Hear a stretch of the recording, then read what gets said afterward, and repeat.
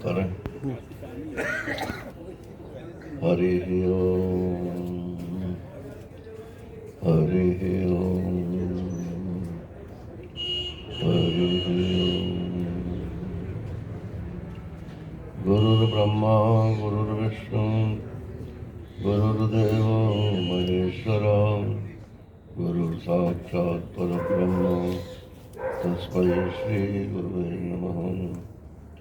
कृष्णाय वासुदेवाय हरये परमात्मने प्रणतक्लेशनाशाय गोविन्दाय नमो नमः। गोविन्दाय नमो नमः। हरि ओम। नारायण नारायण नारायण नारायण।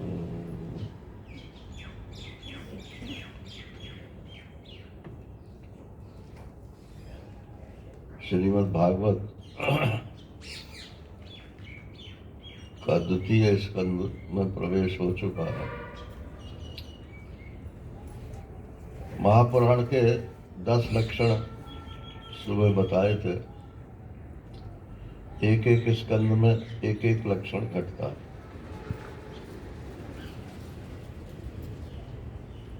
तो तर्क सबसे पहला है सर्ग। सर्ग माने सृष्टि की उत्पत्ति। ये तो उसमें दे रखा है उपनिषदों में, वेद में।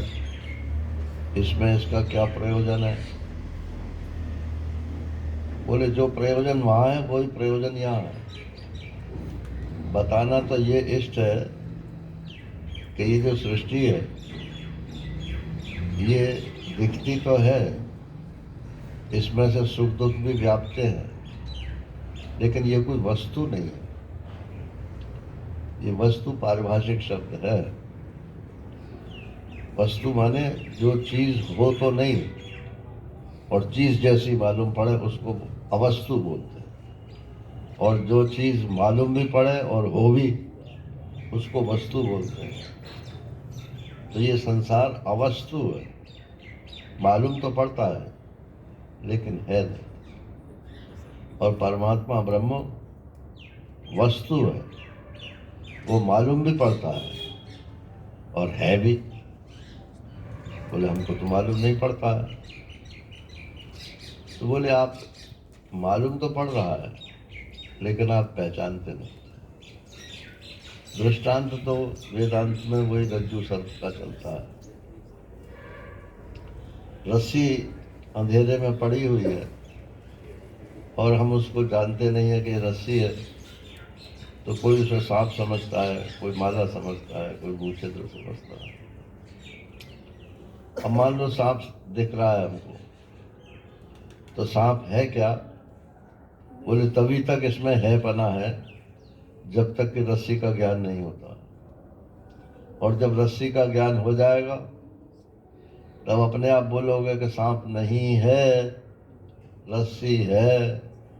और अभी क्या बोल रहे हैं कि चूंकि रस्सी दिखाई नहीं पड़ती है, सांप दिखाई पड़ता है, इसलिए सांप ही है। ऐसे ही प्रपंच के बारे में देखते हैं सब। बोले प्रपंच है, भगवान तो दिखता नहीं है। तो भगवान तो नहीं है और प्रपंच दिखता है, इसलिए प्रपंच है, दुनिया है। ये प्रपंच शब्द पारिभाषिक ही समझ लो। ऐसे अचि विस्तारे धातु है संस्कृत में, विस्तार के अर्थ में। तो ये इंद्रियों के ज्ञान का विस्तार है। बोले ये क्या चीज है? ये रुमाल है। कैसे मालूम है रुमाल है? ये देखो हाथ से छू रहे हैं, आंख से देख रहे हैं, इंद्रियों का विषय हो रहा है, इसलिए कुछ है। और पिताजी ने बता दिया या किसी ने बता दिया कि इसका नाम रुमाल है, तो हम रुमाल कहने लगे। और आजकल तो क्या बोलते हैं, हैंकी। बोले क्या है कि हैंकी। तो हैंकी पैंकी कुछ भी नाम बता दो नारायण, उसी को सच्चा मान लेते हैं। लेकिन ये इंद्रियों से अलग कोई वस्तु नहीं है, इंद्रियों के ज्ञान से अलग कोई वस्तु नहीं। तो ये इसमें जो रुमाल बना है ये तो मिथ्या है, आरोपित है, लेकिन इसमें जो धागा है वो पृथ्वी तत्व, वो सच्ची चीज है। तो बोले चलो सच्ची धागा तो मान रहे हो ना, कि नहीं धागा भी तो सच्चा नहीं है, धागा भी मालूम पड़ता है। तो उसका कारण खोजो क्या है, कि रुई है। तो रुई भी तो मालूम पड़ती है, उसका कारण क्या है। तो आखिर में तो कहीं ना कहीं पहुंचोगे ना, उसी को ब्रह्म या परमात्मा बोलते हैं।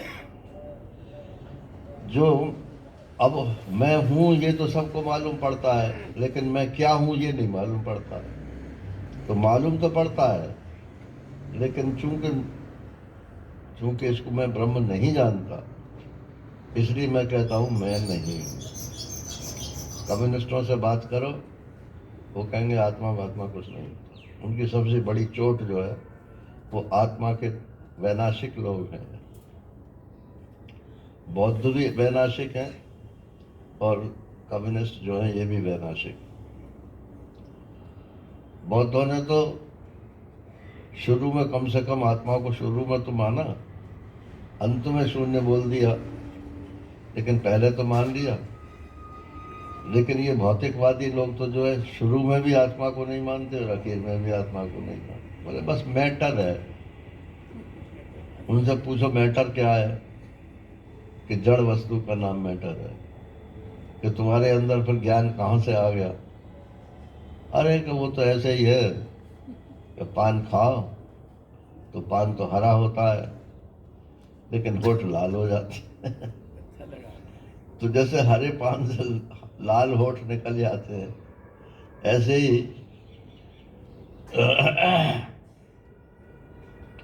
ये जड़ वस्तु से चेतना, चेतना बोलते हैं, वो चेतन नहीं बोलते। ये ख्याल रखिएगा, क्योंकि चिन्मय मिशन के साहित्य में चैतन्य शब्द का प्रयोग नहीं है, वहां चेतना शब्द का प्रयोग करते हैं। लेकिन गीता जी के अनुसार चेतना क्षेत्र का अंग है। इच्छा द्वेष सुखम दुखम संघातश चेतना धृति। तो किसी से पूछा कि भाई ये चेतना क्या है, चेतना और चैतन्य में क्या अंतर है। अरे बोले जैसे डॉक्टर की पत्नी डॉक्टर नहीं हो जाती है, भले ही वो चाहे कुछ भी ना पढ़ी हो, और इंजीनियर की पत्नी जो है वो इंजीनियर नहीं हो जाती है, ऐसे ही चेतन की पत्नी का नाम चेतना है। चेतना तो स्त्रीलिंग है ना। तो चेतना माने चैतन्य की शक्ति नहीं, क्योंकि चैतन्य में शक्ति नहीं होती। चैतन्य में सिर्फ ज्ञान होता है, और जड़ में शक्ति होती है। तो ये बुद्धि में तो ज्ञान नहीं है और आत्मा में क्रिया नहीं है, लेकिन बुद्धि में ही जब आत्मा का चैतन्य प्रतिबिंबन होता है तब वहां ज्ञान शक्ति पैदा हो जाती है, उसी को चेतना बोलते हैं। तो नारायण विषय पे आइए। समझाना ये है कि ये प्रपंच जो है ये दिखता तो है लेकिन वास्तव में नहीं। सांप नहीं है वास्तव में, रस्सी है। लेकिन जब तक सांप देख रहे हो तब तक रस्सी का ज्ञान नहीं होगा।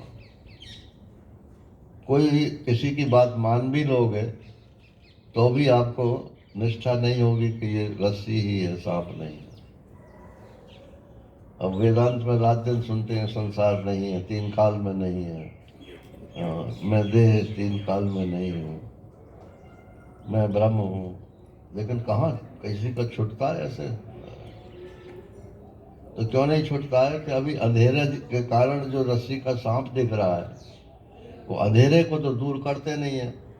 अविद्या अंधकार के कारण रस्सी सांप की तरह से दिखाई दे रही है। जब वो अंधकार नष्ट हो जाएगा तब वो रस्सी दिखाई पड़ेगी, और फिर अपने आप ही बोलोगे कि रस्सी ही थी, रस्सी ही है और रस्सी ही रहेगी।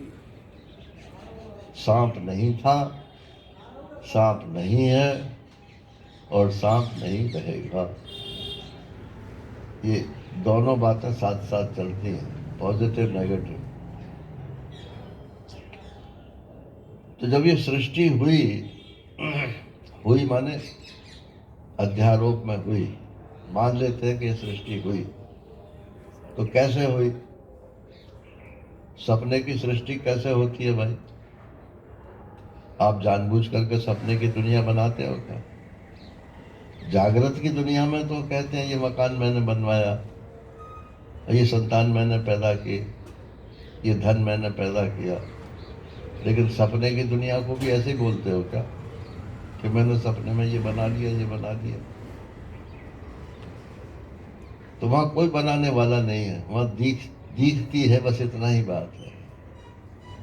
तो उमा कहूं मैं अनुभव अपना, सत हरि भजन जगत सब सपना।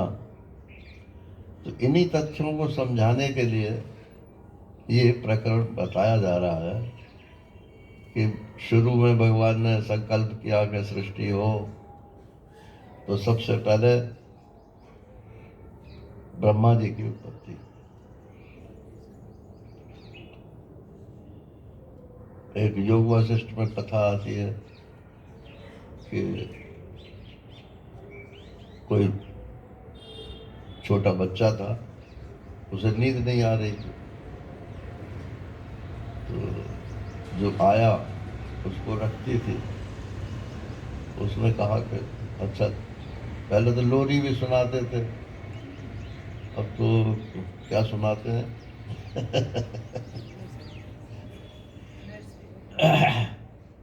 तो कोई नर्सरी सॉन्ग सुनाएंगे, क्या सुनाएंगे, जो कुछ भी सुनाएंगे। और उसका मकसद उसे सुनाना कुछ नहीं होता है, मकसद सिर्फ ये होता है कि नींद आ जाए।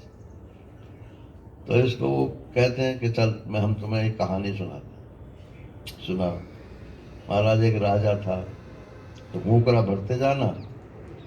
तो वो बच्चा बोला कि हाँ एक राजा था, कि हाँ। उस राजा के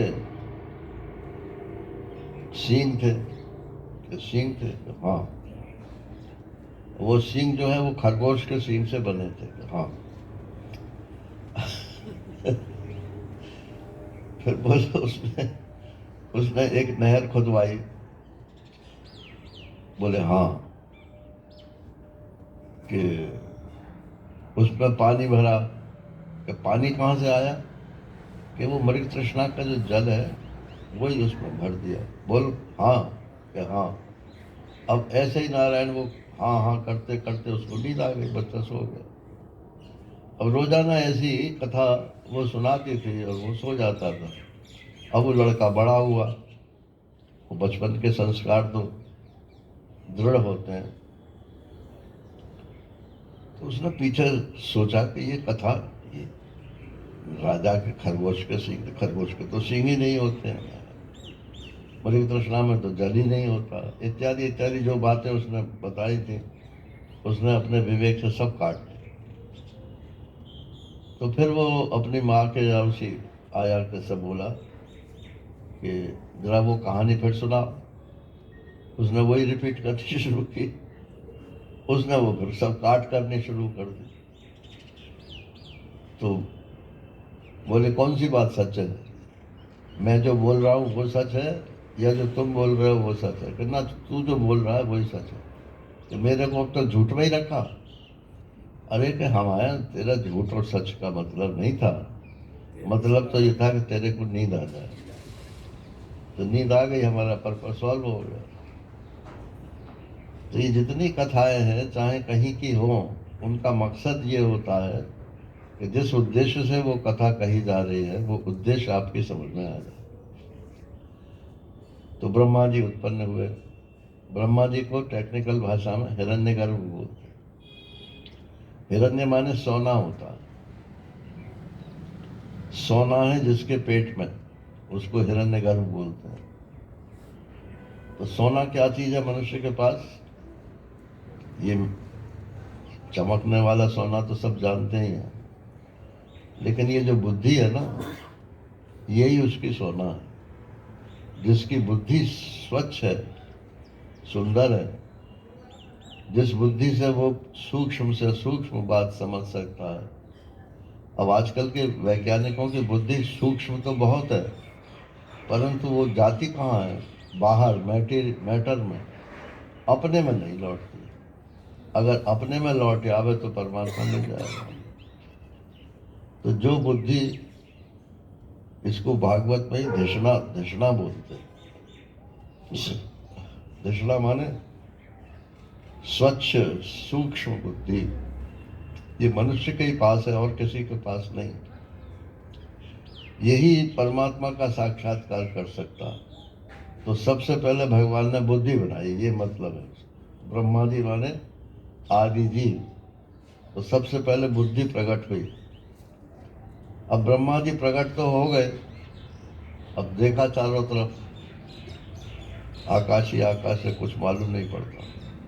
इसका मतलब है पंचभूतों में आकाश की उत्पत्ति तो पहले से ही थी। ये जो हम आकाश पूछते हैं ना कि क्या चीज है ये आकाश, बता सकते हो कोई? क्या चीज है?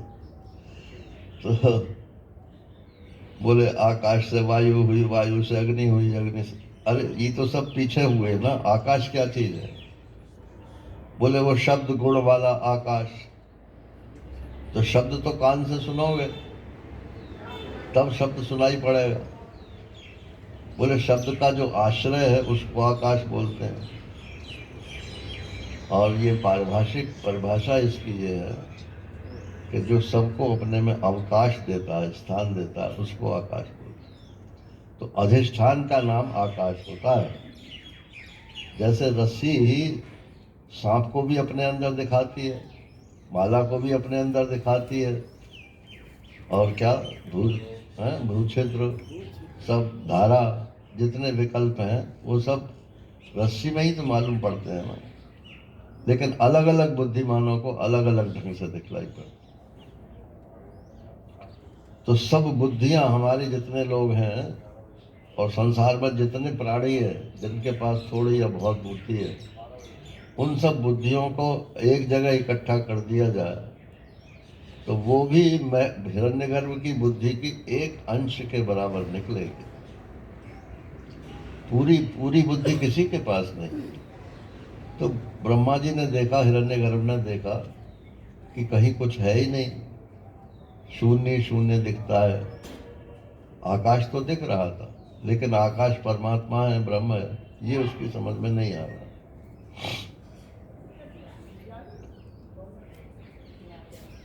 तो मैं कहाँ से पैदा हुआ, क्यों पैदा हुआ?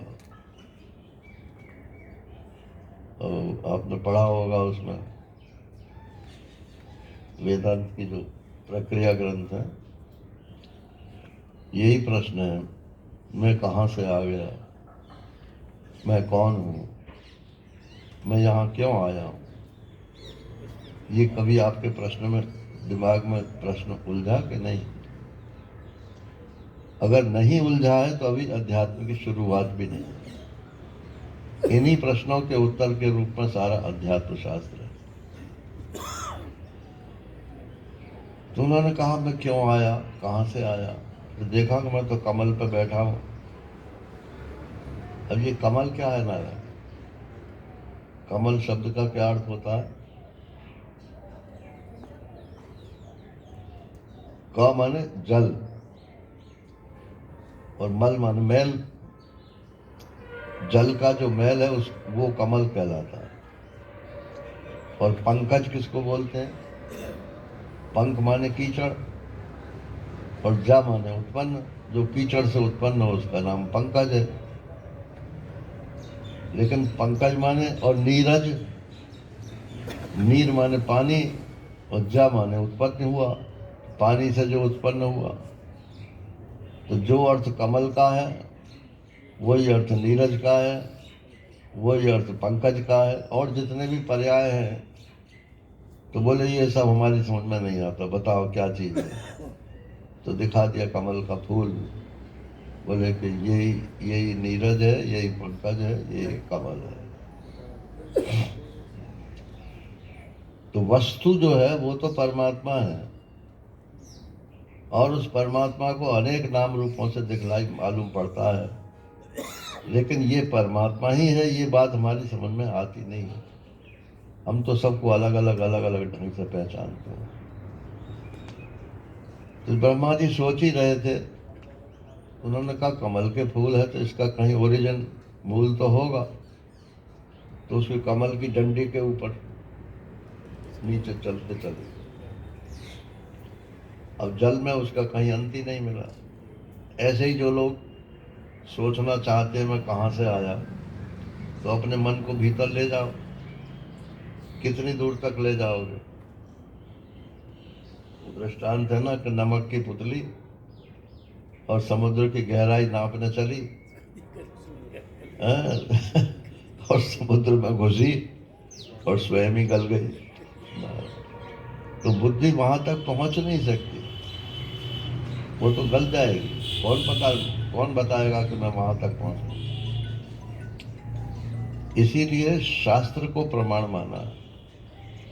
ये योगी लोग जो कहते हैं कि आप अपने भीतर घुस जाओ तो आपको आत्मा का दर्शन हो जाएगा, तो वहां दर्शन करने वाला ही कोई नहीं बचता, दर्शन होगा किस। तो शास्त्र प्रमाण से पहले निश्चय करो, फिर चाहे बुद्धि को आप अंतर्मुख करो। तो फिर जो आपने सुना है वही आपको बुद्धि के द्वारा दर्शन में आएगा। तो ब्रह्मा जी फिर लौट करके फिर कमल पे आ गए, निश्चय कुछ नहीं हुआ। अब चूंकि भगवान के संकल्प से पैदा हुए थे, तो आकाशवाणी हुई कि तप कर। तप का क्या मतलब है? तप, ताप, गर्मी, कष्ट, अपने मन बुद्धि इंद्रिया शरीर इसको कष्ट देना, देना नहीं, कष्ट में मतलब कम से कम इसकी आवश्यकताएं कम से कम करते चले, यही तपस्या हो जाती है। जरा शांत होकर बैठो, और ऐसा मन तो बहुत चंचल है। अरे चंचल तो हो गया है, अब जितने दिनों में चंचल हुआ है उससे आधे दिन तो कम से कम पुरुषार्थ करो तो शांत हो जाए। आप बाहर की चीज देखना बंद कर दो तो भीतर के भीतर अपने आप चलता चला जाए। तो तप करो, ये आकाशवाणी हुई। तब वो निर्विकल्प समाधि उन्होंने लगा दी।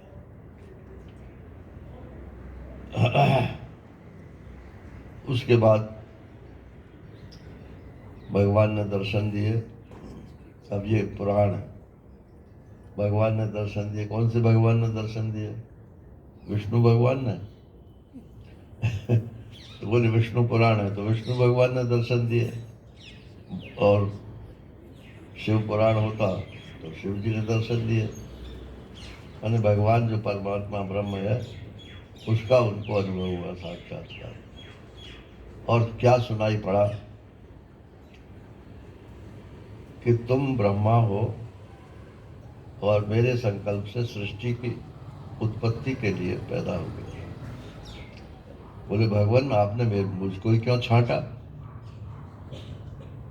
तो बोले तुमने पहले जन्मों में यही संकल्प लेकर तपस्या की थी कि मैं सारी सृष्टि का दादा बन जाऊं, तो इसलिए अब इस कल्प में तुमको ये पढ़ना। इसका मतलब ये कि जो ब्रह्मा जी शुरू में बताए जाते हैं वो भी जीव ही है।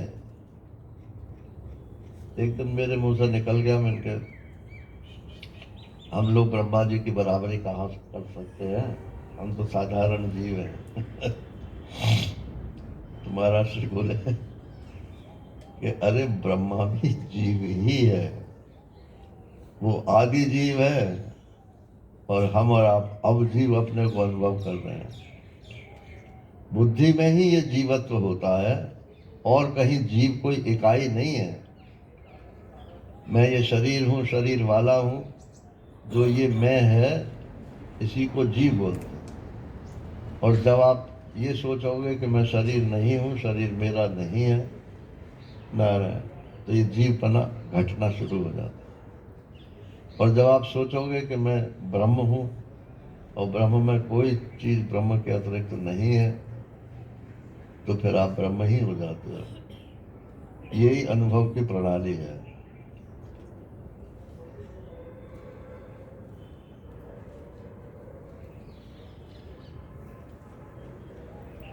तो बोले महाराज सृष्टि करने में तो बहुत दुख है और फिर फसावट भी बहुत है, मैं तो भजन ही करना चाहता हूँ।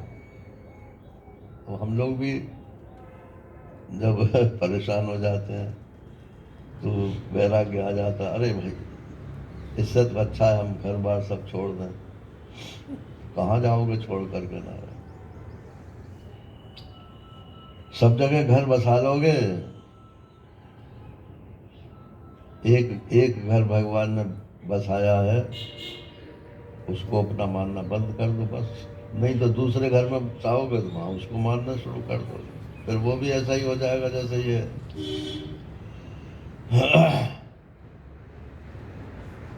तो बोले महाराज मुझे ये बहुत बड़ा काम है, मेरे को मत, मैं फंस जाऊंगा। उन्होंने कहा अच्छा मैं तुमको ये ज्ञान देता हूँ, इस ज्ञान को गांठ में बांध लेना, फिर नहीं फंसो। ये जो ज्ञान दिया भगवान ने, इसी को चतुश्लोकी भागवत,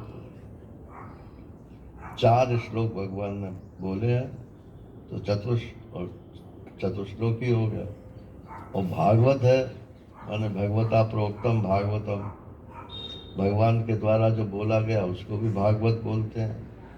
भगवान के भक्तों के द्वारा जो बोला गया उसको भी भागवत बोलते हैं। भगवान के बारे में जो कुछ बोला जाता है उसको भी भागवत बोलते हैं। तो ये सब लक्षण भागवत के इस श्रीमद् भागवत महापुराण में मालूम पड़ते हैं।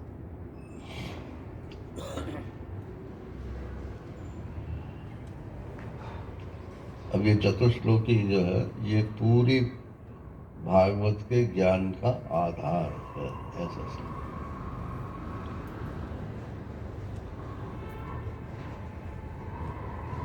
आप में से बहुत से लोगों ने तो सुना भी है, और अभी कह रहे थे गुप्ता जी कि हमने सुनाया भी है। नारायण। तो समझऊं समझावऊं हृदय दशा नहीं आवे। तुलसीदास जी ने कहा मैं समझता भी हूँ, दूसरों को समझा भी देता हूँ, लेकिन मैं तो टटकू मटकू जहाँ हूँ बस वैसे ही रहता हूँ। वेदांत ज्ञान कहने में बहुत सरल है, लेकिन उसकी अनुभूति जो है और उसको स्वीकृति, ये बहुत मुश्किल। जानने को ज्ञान नहीं बोलते हैं, जाने हुए की स्वीकृति को ज्ञान बोलते हैं। जानना तो यह हुआ कि मैं शरीर नहीं हूं, लेकिन स्वीकृति यही है कि मैं शरीर हूं। तो ज्ञान नहीं हुआ। ज्ञानी होते अति प्रिय विज्ञानी, ज्ञानियों से भी ज्यादा प्रिय विज्ञानी है। गीता में भगवान ने कहा ज्ञानम तेहम सविज्ञानम इदम वक्ष्याम्य अशेषत। मैं ज्ञान तो कहूंगा लेकिन विज्ञान के सहित कहूं। ये विज्ञान क्यों लगा दिया भाई, ज्ञान ही पर्याप्त था। तो ज्ञान तो सिर्फ जानकारी है, और विज्ञान जो है उसकी वृत्ति है। माने जैसा मैं जानता हूं वैसा ही मेरे मन में आता है, वैसी वृत्ति व्यवहार मेरा बनता है। वृत्ति माने व्यवहार होता है। मानसिक व्यवहार को मानसिक वृत्ति बोलते हैं, शारीरिक व्यवहार को शारीरिक वृत्ति बोलते हैं। लोक में भी वृत्ति माने क्या होता है, आजकल तो शब्द बहुत चलता है। जो भी व्यापार करता है उसको वृत्ति बोलते हैं, व्यापार का नाम भी वृत्ति है। तो हमारा पूरा पूरा वृत्ति माने पूरा व्यवहार, मानसिक हो, बौद्धिक हो, शारीरिक हो, अपने प्रति हो, दूसरों के प्रति हो, नारायण, ये सब नारायण रूप हो जाए, नारायणमय हो जाए, ब्रह्ममय हो जाए, आत्ममय हो जाए, तब विज्ञान की प्राप्ति होती है। रामायण में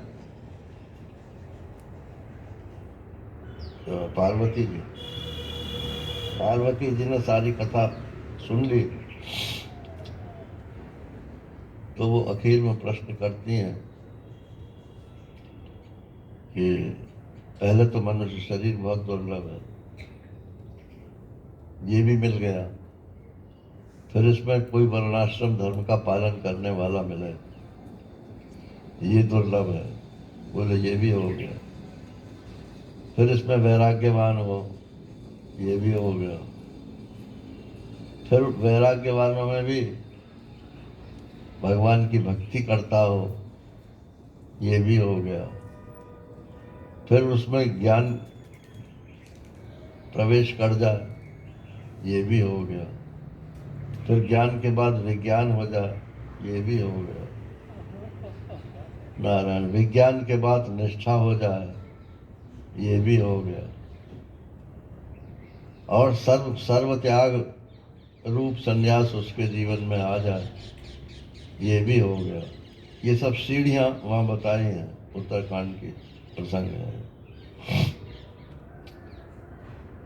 और बोले सबसे अति दुर्लभ राम भगत रत गत मद माया। बस जिसको हमने जैसा जाना है परमात्मा के अलावा, मद माने अहंकार और कपट, इसको छोड़ करके हम वही हो जाए, ये अत्यंत दुर्लभ है।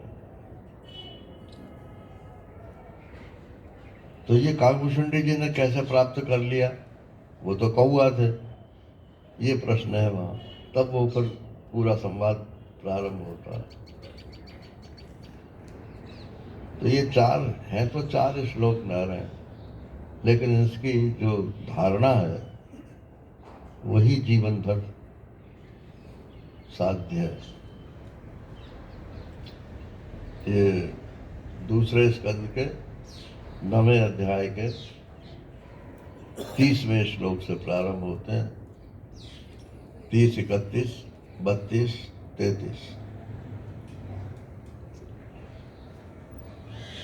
वैसे तो 36 तक है ये प्रसंग, मगर चतुश्लोकी तो 4 ही है।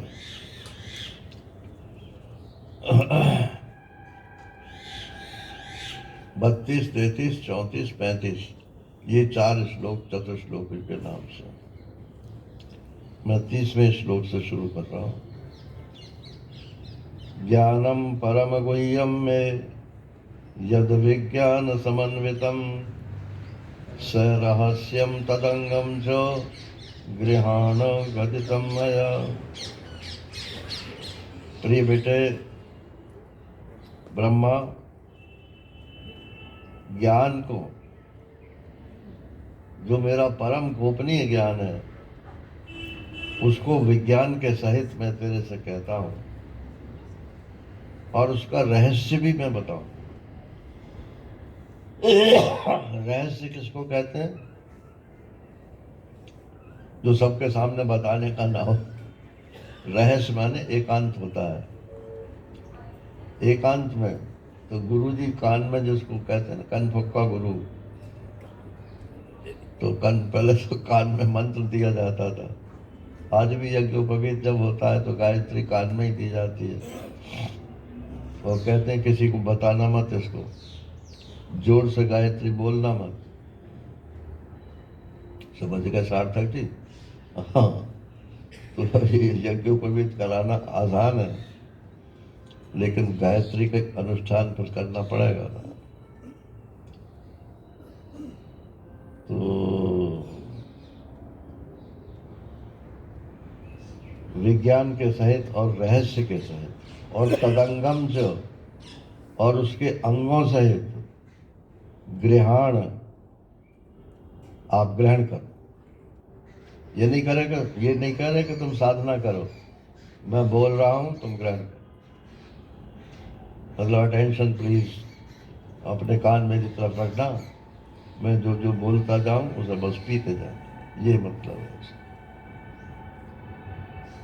यावानहं यथा भावो यद रूप गुण कर्म का तथैव तत्व विज्ञानम अस्तु ते मदनुग्रहात्। यावान अहम, मैं जितना बड़ा हूं। भगवान कितने बड़े हैं? प्रपंच के बराबर।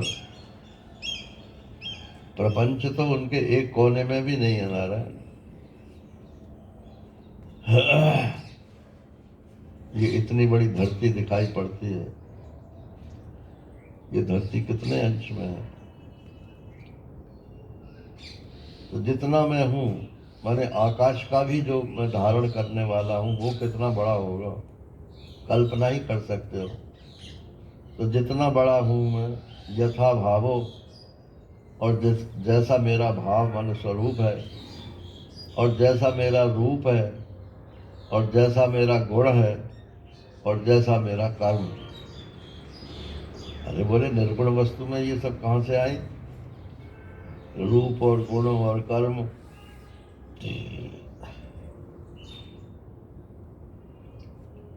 रस्सी में जहर है क्या? रस्सी में सांप का फन है क्या? तो रस्सी में तो कुछ भी नहीं है। लेकिन जब आपने उसे इंटरप्रेट ही कर लिया कि ये सांप है, तो फिर उसकी पूंछ भी है, उसका फन भी है, उसमें जहर भी है, उसके दांत भी दिख रहे हैं, उसकी जीभ भी लपलपा रही है, सब कुछ अपने आप दिखने लगता है। तो ये प्रपंच के नाम रूप और गुण क्रिया, इसको लेकर के जब हम ब्रह्म में, निर्गुण ब्रह्म में आरोपित कर देते हैं, तब वहां भी हमको नाम रूप गुण दिखलाई पड़ने लगते हैं। उसी को क्या सगुण ब्रह्म, सगुण ब्रह्म बोलते हैं। तो सगुण और ब्रह्म, निर्गुण ब्रह्म दो चीज नहीं है। निर्गुण ही जब चश्मा हमारा रूप गुण नाम का लग जाता है, तो निर्गुण ही सगुण रूप में दिखाई पड़ता है।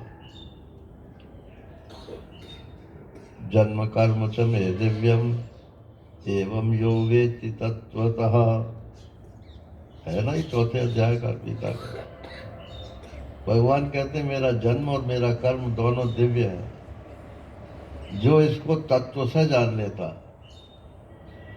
अब ये तो हम जानते हैं कि भगवान कृष्ण का रूप और जन्म ये दिव्य है, लेकिन मैं तो पंचभूतों से ही पैदा हुआ हूँ, और एक दिन पैदा हुआ हूँ, एक दिन मर जाऊंगा। अरे तुमने पंचभूत भी नहीं जानते हो तुम।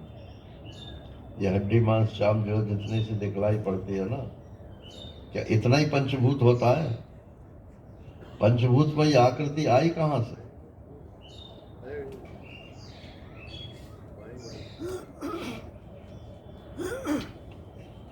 तो जैसे चुंबक होता है, शुरू में क्लासेस में सब पढ़ाते हैं, एक्सपेरिमेंट कराते हैं, लाइन्स ऑफ फोर्स प्रैक्टिकल कराते थे। तो जैसा चुंबक होता है, उसके चारों तरफ लोहे के कण डाल दो, तो उसी प्रकार की उसमें आकृति बन जाए। तो ये परमात्मा ब्रह्म जो है तो निर्गुण, लेकिन इसमें हमने अपने नाम रूप इत्यादि का जो चूरा डाल रखा है, इसकी वजह से वो हमको सगुण दिखलाई पड़ता है। अब मैं अपने को निर्गुण मानूं कि सगुण मानूं? मैं भी तो ब्रह्म हूं, तो मैं सगुण हूं कि निर्गुण हूं? बोले मैं तो सगुण ही हूं। अरे आप अभी आपने चश्मा उतारा नहीं है, बस इतनी बात है। अपने शरीर अपने में से नाम रूप गुण का निकाल दो, इतना अभिनिवेश होता है, मेरे नाम को सारे अखबारों में छप जाए, नारायण मेरे को सबसे बड़ा महात्मा माने। ये सब नाम का ही तो अभिनिवेश है। वैसे तो तुम ब्रह्म हो, और वैसे तुम्हारी लोकेशना इतनी बड़ी हुई है।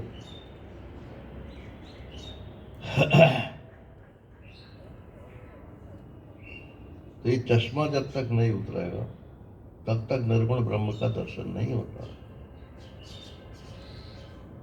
तो जितना बड़ा मैं हूँ, चाहे जो मेरा स्वरूप है, निर्गुण स्वरूप है, लेकिन नाम रूप गुण क्रिया के माध्यम से जब देखा जाता हूँ, तब जो है वो वैसा ही मैं मालूम पड़ने लगता हूँ। तथैव तत्व विज्ञानम अस्तु, फिर वैसा ही तुमको भी अनुभव होने लगे। अब ये तुम ध्यान से सुनो, मैं सुनाता हूँ। ते मद अनुग्रहात। बोले महाराज क्या इसमें समाधि लगानी पड़ेगी कि जंगल में जाना पड़ेगा? बोले नहीं, मद अनुग्रहात, मेरी कृपा से सब हो जाएगा। अब ये मद अनुग्रहात जो है, यही पुराणों की विशेषता है। और वेदांत में क्या बोलेंगे? गुरु कृपा से। निर्गुण ब्रह्म बोलता नहीं है, निर्गुण ब्रह्म किसी को अज्ञानी नहीं मानता, लेकिन गुरु जी के सामने जब हम जाकर कहते हैं मैं अज्ञानी हूं, मेरा आप ज्ञान दीजिए, तो गुरु जी कहते हैं ठीक है, तुम अज्ञानी हो तो अब मैं ज्ञानी बन जाता हूं और मैं तुम्हारा अज्ञान दूर करूं। बस मेरी बात को सुनना। वेदांत में श्रवण ही से ज्ञान माना गया है कि दंड बैठक करने से ज्ञान नहीं होता।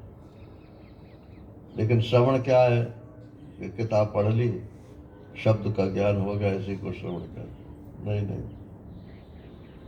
शास्त्रों की एक वाक्यार्थता को ज्ञान, वो श्रवण कहते हैं। ईशावास्य उपनिषद में तो ये लिखा है, कठोपनिषद में तो ये लिखा है। फिर उसका कहेंगे विद्वान लोग कि नहीं ये ठीक नहीं है, ये ठीक है, और फिर कहेंगे पुराणों में ये लिखा है। तो तुम भेद ही भेद बताते हो, कहीं अभेद भी बताते हो। तो भेद में भी जब अभेद ढूंढ करके गुरु जी बताते हैं, इसको एक वाक्यार्थता बोलते हैं। शास्त्रों के वाक्यों की एक वाक्यार्थता का श्रवण करना, निश्चय करना, ये श्रवण कहलाता है। सिर्फ कान से सुनने का नाम श्रवण नहीं होता।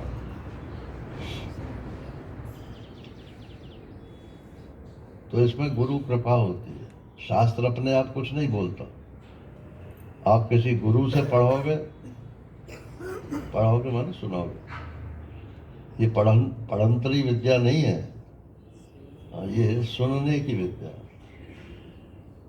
गुरु से सुनो।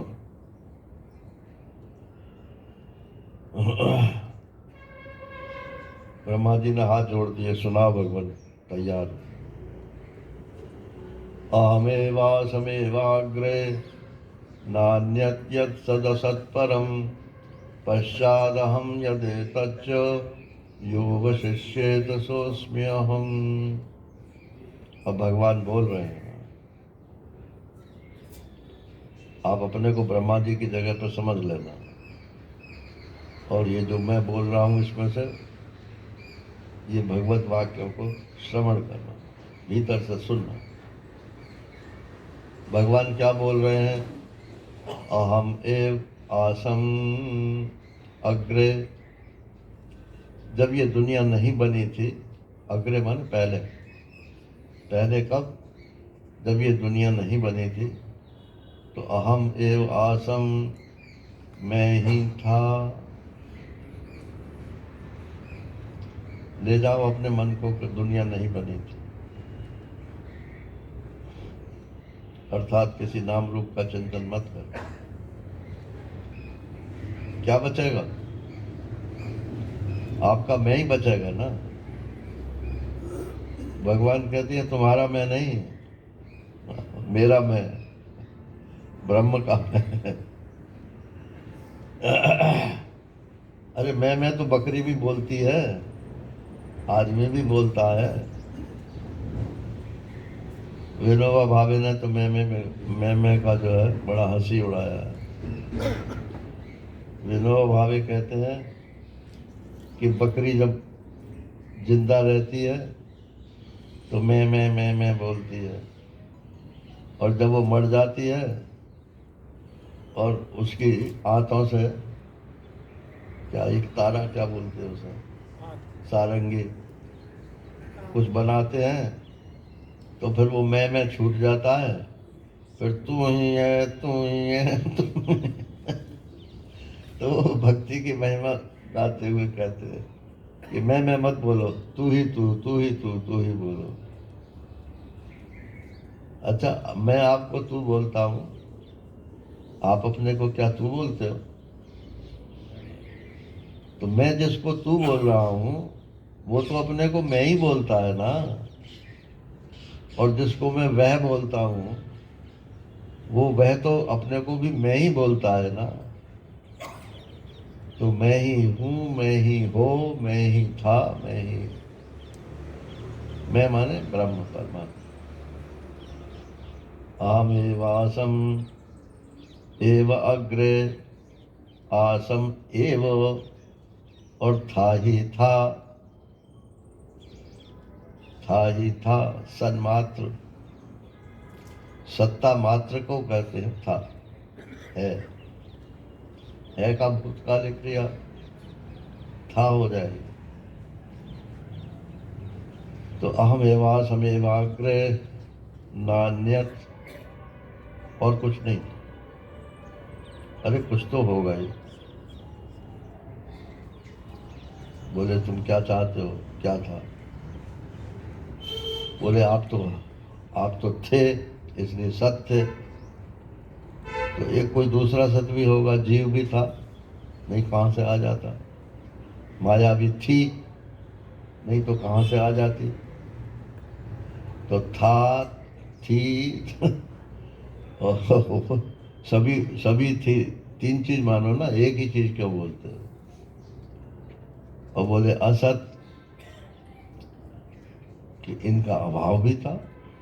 क्योंकि अगर आप कहते हो ये पुस्तक है, तो इसका मतलब ये है कि ये घड़ा नहीं है। जब तक नहीं का बोध नहीं होता है तब तक आपको है का भी बोध नहीं होता। तो ये सब परिच्छिन्न ज्ञान के द्योतक हैं।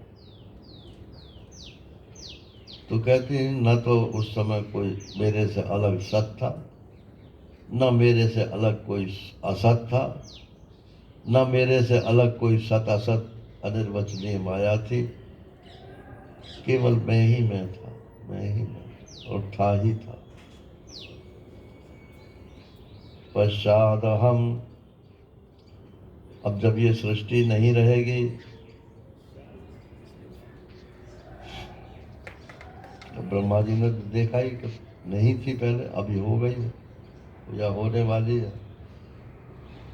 तो पश्चात हम, पीछे भी मैं ही रहता हूं। यत एतच्च, और जो इस समय है वो भी मैं ही हूं। यो वशिष्येत सोऽस्मि हम, और जो कुछ भूत भविष्य वर्तमान के गर्भ से अलग है, बच रहता है, वो भी मैं ही। मैं माने परमात्मा ही, ब्रह्म ही, आत्मा ही।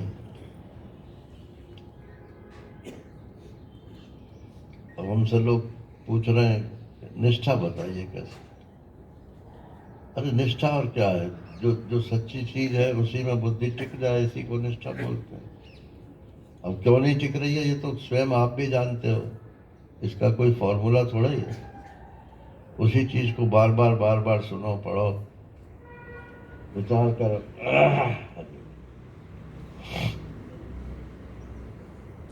तो अहमेवा समेवाग्रे, अगर आप बोल सको तो मेरे साथ बोलना। अहमेवा समेवाग्रे, नान्यत् यत् सतसत्परम्, पश्चादहं यदेतच्च, यो वशिष्येत सोऽस्म्यहम्। ये हो गया ब्रह्म का स्वरूप कथन। अब कहते हैं कि इसमें तो सृष्टि बनेगी ही नहीं।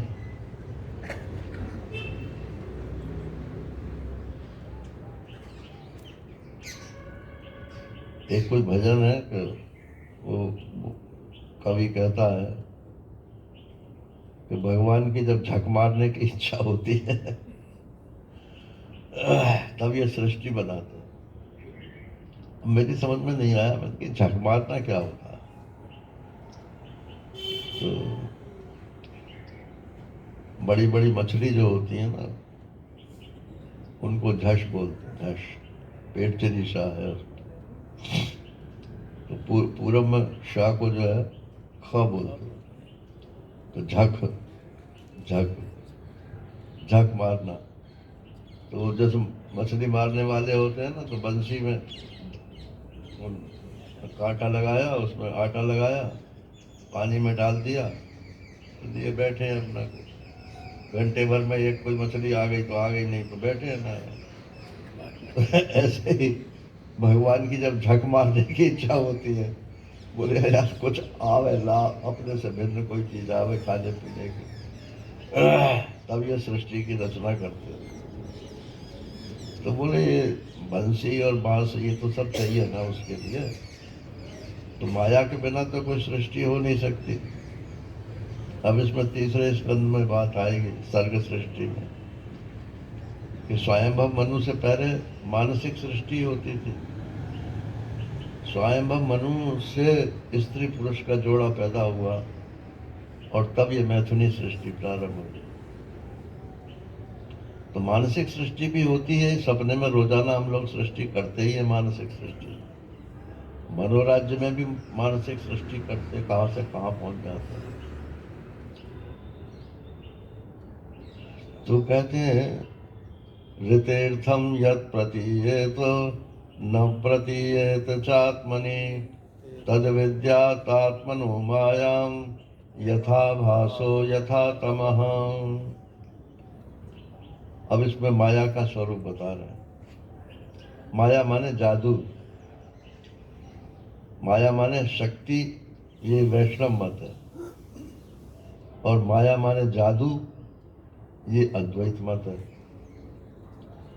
शक्ति मानोगे तो फिर ब्रह्म को शक्तिमान मानना पड़ेगा, और शक्ति शक्तिमान का संबंध मानना पड़ेगा, फिर सारा द्वैत प्रपंच खड़ा हो जाता है। और शक्ति किसके लिए, शक्ति से किसके लिए बनाओगे? तो जीव भी मानना पड़ेगा। तो इसलिए अद्वैतवाद में ये प्रक्रिया नहीं चलती है। तो ऋतेर्थम यद प्रतीयेत, अर्थम बिना, अर्थ माने वस्तु तो हो नहीं, और ऋते माने बिना, बिना वस्तु के ही जिसकी प्रतीति होती हो, और न प्रतीयेत चात्मनि, और जो फिर आत्मा उसके स्वरूप में जिसकी प्रतीति नहीं होती है, तद विद्यात आत्मनो मायाम, उसको तुम आत्मा की माया समझना। यथा आभासो यथा तमा। जैसे मनोराज्य में, मनोराज्य माने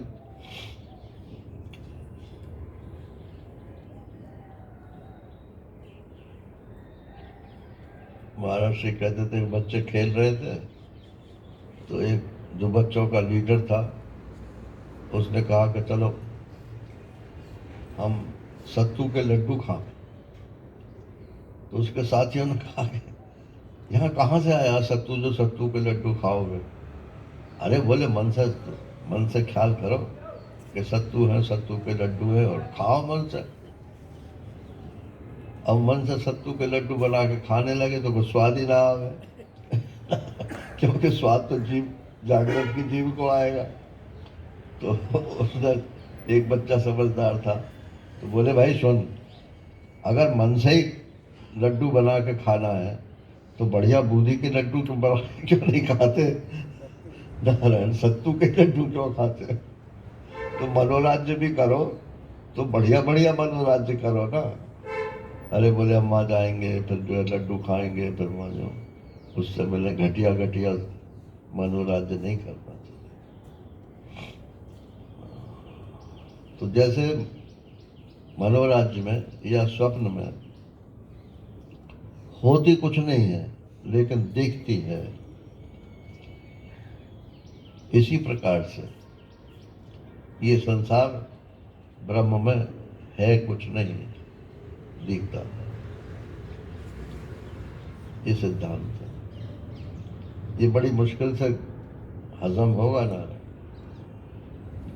इतना बड़ा प्रपंच, अरे अपने शरीर को ही देख लो कि शरीर नहीं है, दिख रहा है सिर्फ। तो वैराग्य की भूमिका में ऐसा ही मालूम पड़ेगा। चैतन्य महाप्रभु को जब वैराग्य चढ़ा था नारायण, उसका वर्णन जब पढ़ते हैं ना तो ऐसे रोंगटे खड़े हो जाते।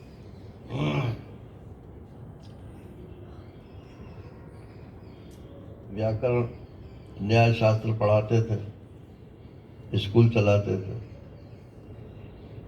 तो उन्होंने कहा कि भाई, बच्चों ने पूछा महाराज इस सूत्र का क्या अर्थ है? बोले नारायण। दूसरे ने पूछा इस सूत्र का क्या अर्थ है? बोले नारायण। अरे बोले परीक्षा में हम नारायण नारायण लिखेंगे तो डबल जीरो मिलेगा ना, आप जो अर्थ हो वो बताइए। बोले भैया मैं पाठशाला छोड़ दूंगा, मेरे बस की नहीं।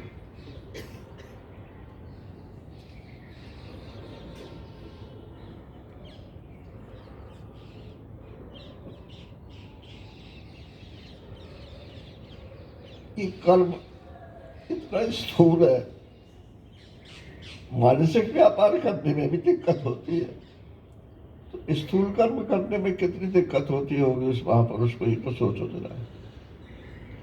दिखता सब कुछ है, स्वप्नवत उसका व्यवहार होता है, कभी अंडरमेंट भी हो जाता है। तो किसी से सर्टिफिकेट लेना है, आपने बहुत अच्छा किया, तेरे भाव है जो कहो, भलो बुरो संसार। नारायण तू बैठ के अपना भगत बुआ।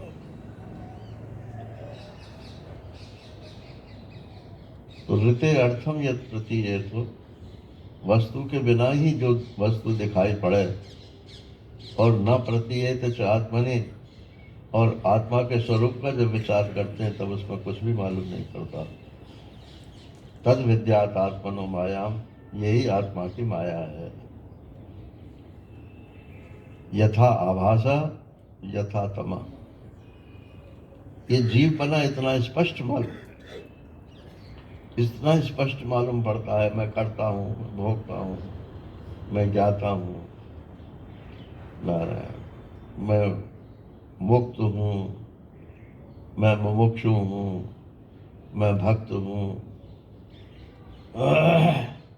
जितने मैं के लवाजमे हैं वो सब मैं में बिल्कुल स्पष्ट मालूम पड़ते हैं, लेकिन वहां कुछ होता नहीं, अभिमान के अलावा और कुछ नहीं। ये जीव जो है ये कुछ नहीं है, ये सब जो है अभिमान ही है। इस अभिमान को छोड़ दो, आप ब्रह्म होना। मानापमानयो स्तुल्यो तुल्यो मित्रारिपक्षयो। गीता जी का तो एक एक श्लोक और शब्द जो है वो मनन करने योग्य है। कहाँ बैठ के भगवान कृष्ण ने बोला है। अर्जुन ने कहा भगवान मैं तो भूल गया आपने क्या बोला था, एक दफा फिर सुना दो मेरे। बोले मैं भी नहीं सुना था, उस समय मैं नहीं था, अब वो तो चला गया कोई।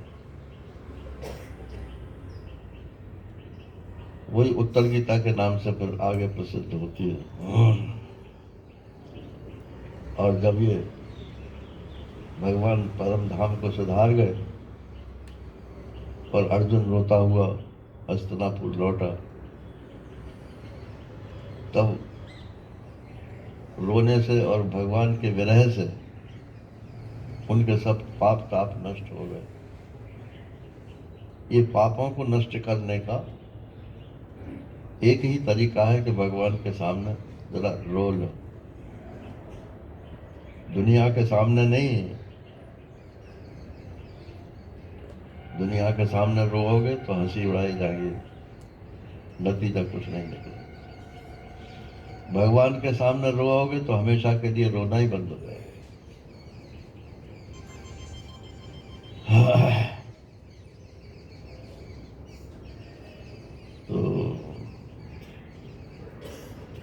वहाँ लिखा है कि काल कर्म और तमोरुद्धा, जो गीता का ज्ञान था जो अर्जुन को दिया गया था, वो एक तो समय, एक कर्म, युद्ध में ही लगे हुए थे ना, और एक तमोगुण, उल्टी बुद्धि।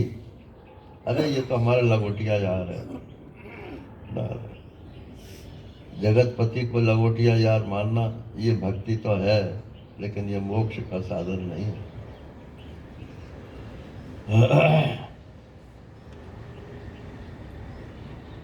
तो काल कर्म तमो रुद्धा, इससे वो गीता का ज्ञान जो है वो अवरुद्ध हो गया था, वो फिर सब जागृत हो गया और तुरंत ही पांचों भाइयां संन्यास लेकर के निकल पड़े। तो ये त्याग की वृत्ति जो बनती है, ये तभी बनती है जब ये तीनों व्यवधान उसके समाप्त हो जाए। नहीं तो उसी कोणों में, सर्कल में जो है मैं पे करते रहते हैं। ये महाराज श्री का शब्द है। बोले ये वेदांत जो है ये है मैं पे करने वालों के लिए नहीं है। महाराज हम क्या करें, हम तो जानते तो हैं कि ऐसा समझना चाहिए, मगर ये है ये है ये है ये, मगर सगर में सब समा जाता है। नारायण। तो यथा आभासा, जैसे जीव है मालूम तो पड़ता है लेकिन है नहीं, और यथा तमा, और जैसे अंधकार है। अच्छा, अंधेरा क्या चीज है? क्या सारी दुनिया में अंधेरा है इस समय? तो सूर्य की रोशनी कहीं ऑब्स्ट्रक्ट हो रही है, इसलिए यहाँ अंधेरा है।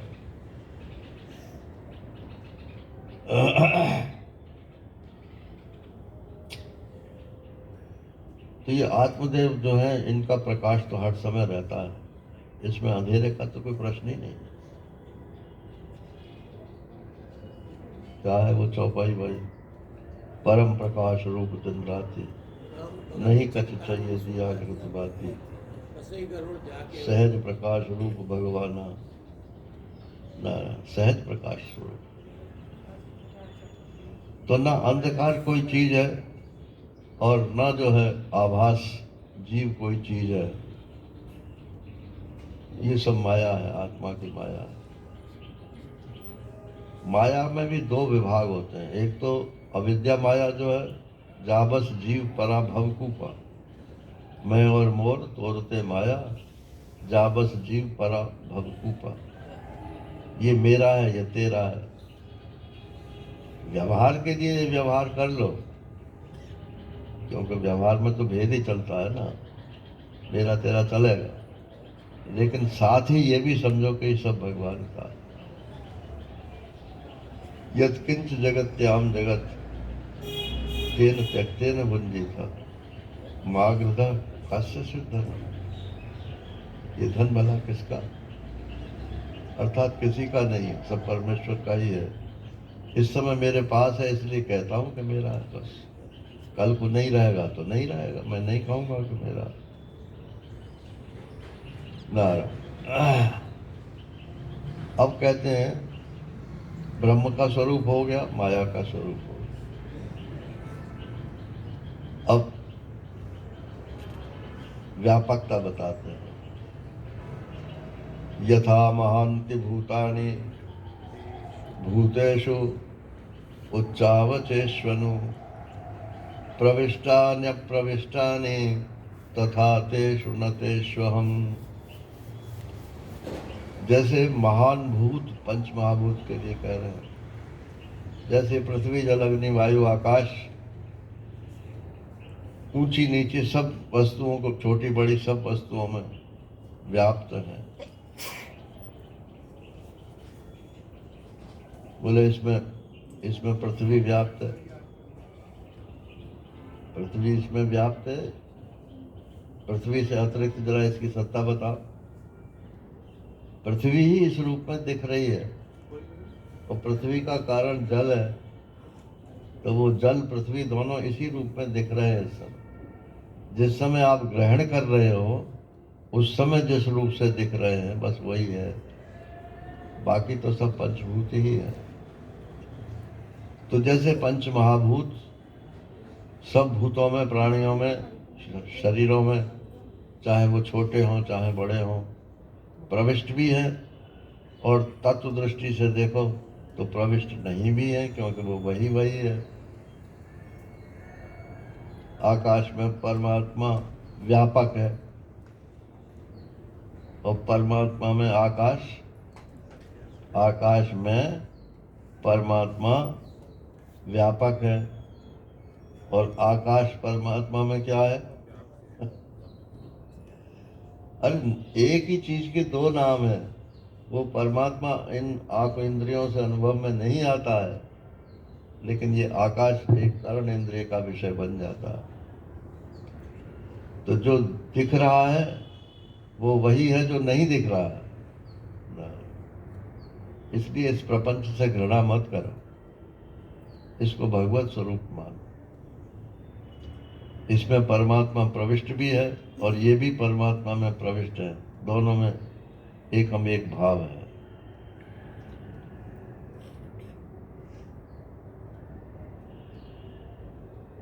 सुबह शायद बताया था कि रस्सी में सांप देखा आपने, तो सांप है, रस्सी का तो उस समय कोई ख्याल नहीं आता ना, सांप है। और डर के भागा पीछे को और गिर पड़ा, सिर में चोट लग गई। तभी मित्र आ गया उसका, अरे क्या बात है, क्या बात है? सांप, सांप है। कि यार सांप नहीं है, यहाँ रस्सी है। अरे कि तेरे लिए रस्सी होगी, मेरे लिए तो सांप है। मतलब थर थर कांप रहा हूं कि मान मेरी बात मान, ये सांप नहीं है, रस्सी है। अच्छा मान लिया, तो उसका तात्कालिक जो भय था वो तो उसका दूर हो गया, लेकिन फिर भी ये रस्सी ही है, सांप नहीं है, ऐसा उसको ज्ञान नहीं होगा। मित्र ने टॉर्च निकाली और उसको दिखाया, अंधेरा दूर हो गया, तो वह तो रस्सी थी। अरे कहा, हाँ भाई तू ठीक कहता था, ये तो रस्सी है। तो अब डरेगा तू इससे? नहीं डरूंगा। तुलसीदास जी ने कहा अब तो नहीं डरेगा, लेकिन फिर अंधेरे में फिर देखेगा तो फिर भ्रम हो जाएगा। रजत सीप में भास जिम जथा भानु कर वार, जद विमृषा तिहु काल में भ्रम न सके को उतार। यही विधि जग हर आश्रित रहे, जदपि असत्य देत दुख आए। यद सत्वाद अमृषैव भात सकलम, रज्जौ यथा हेर भ्रम। जैसे रस्सी में सांप दिखता है, सांप मृषा है, रस्सी सत्य है, उस सत्य को पहचान होता है। यथा महांति भूतानि भूतेषु चावचेष्वनु, प्रविष्टान्यप्रविष्टानि तथा तेषु न तेष्वहम्। एतावदेव जिज्ञास्यं तत्त्वजिज्ञासुनात्मनः, अन्वय व्यतिरेकाभ्यां यत् स्यात् सर्वत्र सर्वदा। एतावदेव जिज्ञास्यम, भगवान कहते हैं बस इतना ही जानने की बात। ये पूरे शास्त्र का निचोड़ यही 4 श्लोक है। लेकिन निचोड़ निचोड़ करके जो है शास्त्र को मत चलाते लेते जाना। आजकल ये बहुत चलता है, हमें सार बताओ सार, गीता सार, रामायण सार। तो गीता भी पढ़नी छोड़ दी और रामायण पढ़नी भी छोड़ दी, भागवत सार, वेद सार। पूरा पढ़ लो, फिर उसका सार अपने आप निकालो, और फिर महापुरुषों ने जो सार निकाला उससे तुलना करो, फिर जो में ठीक जचता हो उसको स्वीकार। ये पद्धति है। तो एतावदेव जिज्ञासम, बस इतना ही जिज्ञासा करने की बात है, जानने की इच्छा है।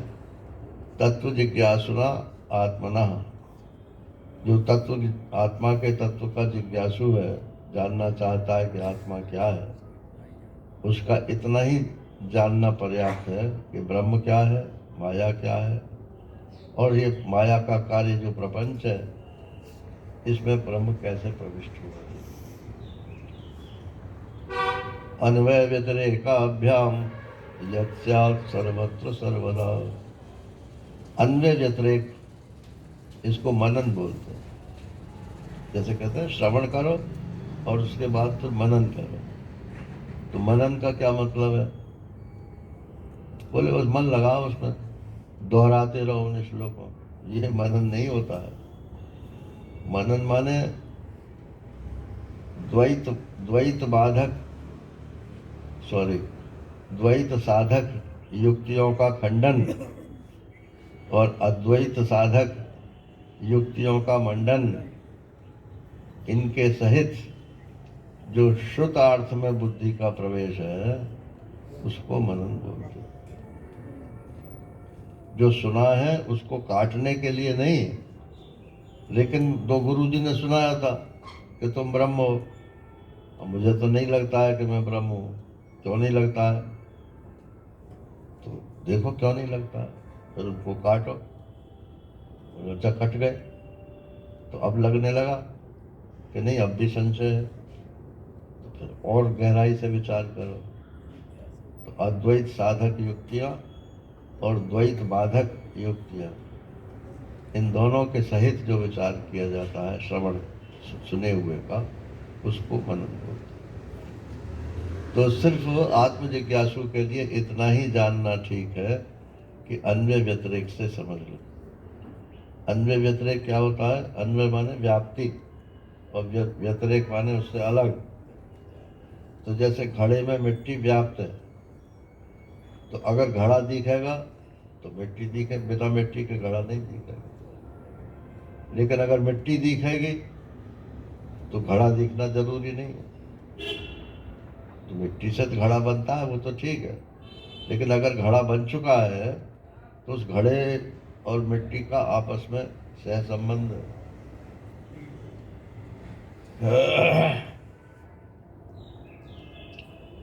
तो मिट्टी का घड़े से व्यतिरेक है, और मिट्टी में घड़े में मिट्टी का अन्वय है। ऐसे ही ब्रह्म जो है वो इस प्रपंच से अलग भी है, लेकिन ये प्रपंच ब्रह्म से अलग कोई चीज नहीं। ऐसा करके यत् स्यात् सर्वत्र सर्वदा, स्यात् माने वस्तु, सर्वत्र माने देश, और सर्वदा माने काल। समस्त देश काल वस्तु का इसी प्रकार से विचार करो। इस वस्तु से, इस देश में, इस काल में ब्रह्म ही प्रतीत हो रहा है। और जब ब्रह्म में बुद्धि जम जाए तब इनको देखने की चेष्टा मत करना। फिर भी दिखती हैं तो आत्मनो माया, वो आत्मा की माया।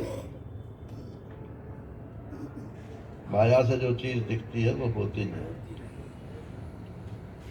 सब जानते हैं नारायण सिनेमा देखने जाते हैं, आजकल तो घर घर में टीवी है, तो सिनेमा हॉल ही बने हुए हैं। हाँ हाँ, तो सब जानते हैं कि यहाँ कुछ है नहीं जो उसको हम देख रहे हैं, घंटों खराब करते हैं। लेकिन फिर भी मनोरंजन होता है, इसलिए देखते हैं। तो देखते भी जाते हैं और ये भी समझते जाते हैं कि सब ऐसे ही काल्पनिक है। स्टोरी बाई फलाना, म्यूजिक बाई फलाना, डायरेक्टेड बाई फलाना,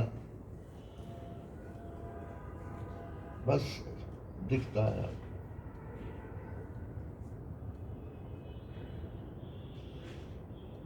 हमें अपने पूर्व जन्म के कर्मों के कारण सुख दुख हो रहा है। अरे तो तुम जीव हो फिर ना, ब्रह्म तो नहीं है ना। ब्रह्म का भी क्या पूर्व जन्म और उत्तर जन्म होता है? तो सब चीजें एक साथ मत मानो। अगर अपने को ये मानते हो कि मैं कर्म के अधीन हूं, तो अभी आप जीव हो। उस समय भगवान की कर्म उपासना भक्ति करना आवश्यक है। और जिस दिन आपको ये निश्चय हो जाए कि मैं ये शरीर हूं, शरीर ही नहीं है, शरीर का ब्रह्म के अतिरिक्त कोई और अस्तित्व ही नहीं है, उसी दिन अब सब पुरानी मान्यताओं पर पानी फिर जाता है। तो अन्य व्यतिरेक से सब सब वस्तुओं में और सब जगह और सब कालों में उसी परमात्मा को देखो। ब्रह्मा जी ने कहा, महाराज ये तो बड़ा कठिन ज्ञान आपने दे दिया, मैं कैसे धारण करूंगा? बोले घबरा मत, गुरु कृपा की भी तो कोई चीज है कि नहीं है? ईश्वर कृपा भी कोई चीज है कि नहीं है? भक्त लोग ईश्वर कृपा बोलते हैं, वेदांत में गुरु कृपा बोलते हैं। ईश्वर जो है वो गुरु के माध्यम से ही बोलता है। ईश्वर की अपनी कोई भाषा नहीं है, उस सब भाषाएं उसी की हैं। तो आपकी समझ में जो भाषा आती है, यदि उसी भाषा वाला गुरु आपको मिलेगा और वो आपकी भाषा में आपको शास्त्र का तत्व समझाएगा तो आपकी समझ में आ जाएगा। फिर कृपा क्या है? वो बहुत से लोग महात्मा के चरणों में जो है सिर घुमाते जाते, महाराज कृपा करो कृपा करो। अच्छा भाई क्या कृपा कर? सिर पे हाथ धर दो हमारे। तो ये हाथ धरने वाली कृपा जो है ये वेदांत में स्वीकार्य नहीं है। हाँ कृपा है, लेकिन कृपा जो है वेदांत में शब्द रूप से है और भक्ति में जो है वो भाव रूप से और कर्म में निष्कामता के रूप से। अगर आपका अंतःकरण निष्काम हो गया है तो भगवान की कृपा हो। पाठ भी करते हैं नारायण तो एक श्लोक भी बिना कुछ मांगे हुए नहीं बोलते।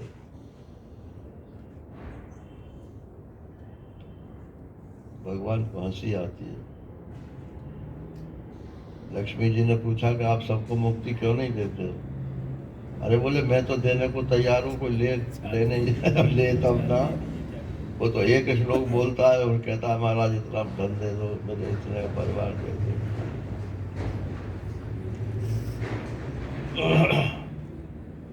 तो जिसको जो चाहिए वही मांगता है। ये यथावाग प्रपद्यन्ते दास तथैव भजाम्य हम, इसकी व्याख्या शंकराचार्य जी महाराज ने बहुत बढ़िया की है कि वो जो आदमी मुझको जिस भाव से भजता है मैं भी उसको उसी भाव से भजता हूँ।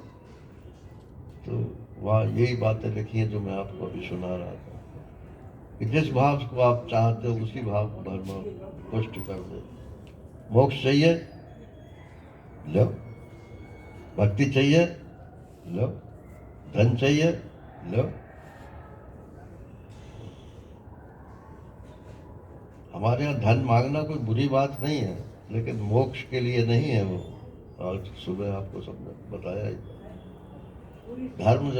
धर्म मोक्ष के लिए है, धर्म का संपादन सांसारिक सुख के लिए नहीं है।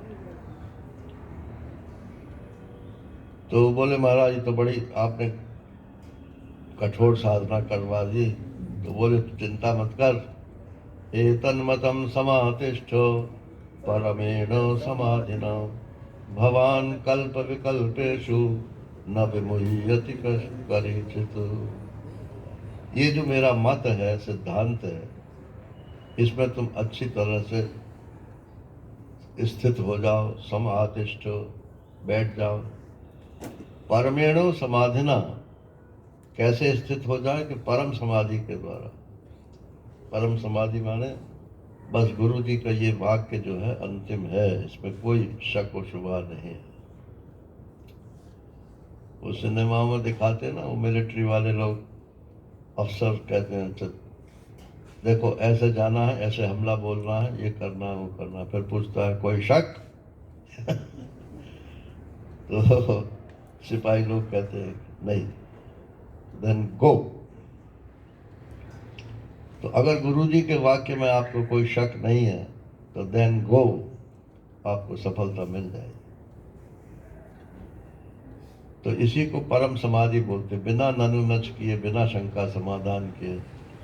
भगवान कल्प विकल्पेशु, तुम जितने सृष्टि करोगे अथवा मरेगी सृष्टि फिर करोगे, लेकिन तुमको मेरी कृपा से मोह की प्राप्ति, उल्टा ज्ञान नहीं।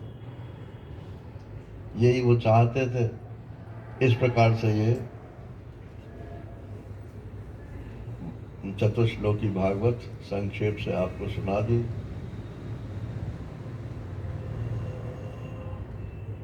चार घंटे में तो अपने ने YouTube पे है वो अपने आश्रम में बोला था, 8 दिन में आधा आधा घंटे बोला था। अब यहाँ तो 1.5 घंटे पे 1 घंटा ही लगा है। इस प्रकार से दूसरा स्कंद यहाँ पूरा हो जाता है। कल सुबह को तीसरा स्कंद प्रारंभ होगा। तो तीसरे स्कंद में सर्ग सृष्टि है, माने सृष्टि की उत्पत्ति कैसे होती है। इसमें पहले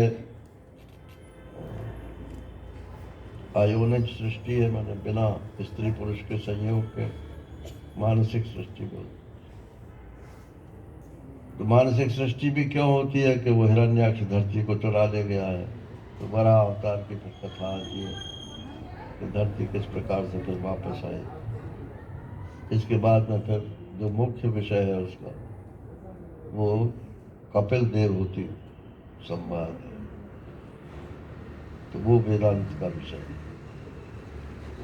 तो कल शाम तक शायद हो जाए तीसरा स्कंद। हरि ओम पूर्णमदः पूर्णमिदं पूर्णात् पूर्णमुदच्यते पूर्णस्य पूर्णमादाय पूर्णमेवावशिष्यते। ओम शांति शांति शांति। हरि ओम श्री गुरुभ्यो नमः। हरि ओम नमः।